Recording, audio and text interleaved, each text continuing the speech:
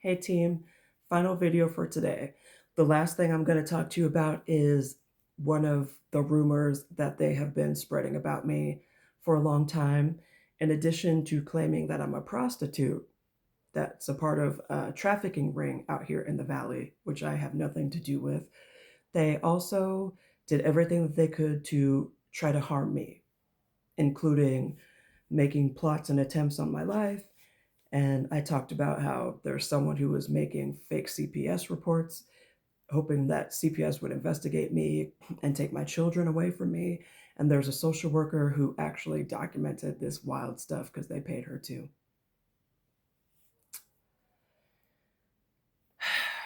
One of the other crazy plots that they tried to do was um, there is a police officer who has been following me around, and I think, from what I understand, they were trying to plant drugs on me or my vehicle and do a traffic stop to get me put in jail. And that ties with one of the rumors that they spread about me that I'm a druggie,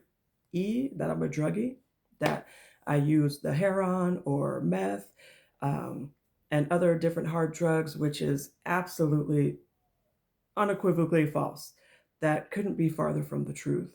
But they thought that they could just call the cops. Hey, she's a drug dealer. Oh, and she's using drugs, which is also why people from the different organizations that I'm in litigation with have tried to say that I was unstable and that I was using drugs and all those kinds of things. And now it makes sense because in one of my depositions, I was deposed twice. I don't know if I could talk about that. I'll apologize to my attorneys later if I'm not. But at the start of both of them, I was asked if I was under the influence of any substances that might hinder my ability to answer questions truthfully. And I was like, no. But when I talked to the other people that were deposed, they were not asked those questions. And now it's all making sense because, again, they all use these lies to try to justify the treatment. And so I am not, I don't use any type of heroin or meth or coke or whatever these people were trying to do. And then they, because these people know where I live, they've broken into my car, they've hacked my devices, they've hacked my computer, they've hacked my phone. People were sending me emails, and I actually did intentionally click on one of the emails because I just wanted to see how far these people would go. I actually thought it was my former organization that I worked at, but it actually was the people that I'm referring to as Brandon, Chad, and the females in their lives. And yeah, and some other people who, again, legal proceedings, so I won't say too much. But they were hacking my devices, listening to conversations that I was having, trying to delete evidence that they thought I had on my phones and things like that.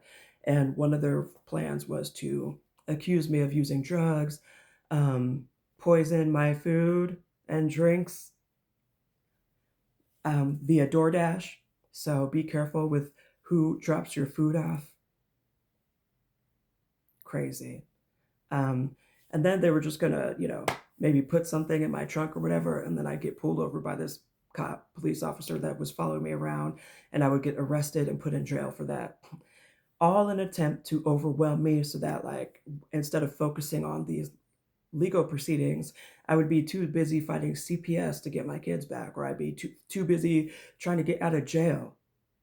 And these are people who called themselves former partners of mine. One of them has continued to insist that we're still in a relationship together and that we still are intimate together and are trying to use me as the person who gave them HIV or AIDS. From there, that's all I will say about that. But, for me, I'm just someone who wants to move on with my life. And I want these people out of my life and I want them to leave me alone. But that doesn't seem to be happening. So I have to keep talking. But these are things that happen to people every day. And it is crazy and it sounds crazy, but these are the things that go on.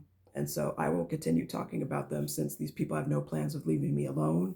And I will see you all in court. And I can't wait to just be done with this chapter. And that's all I have for you today. Bye, team.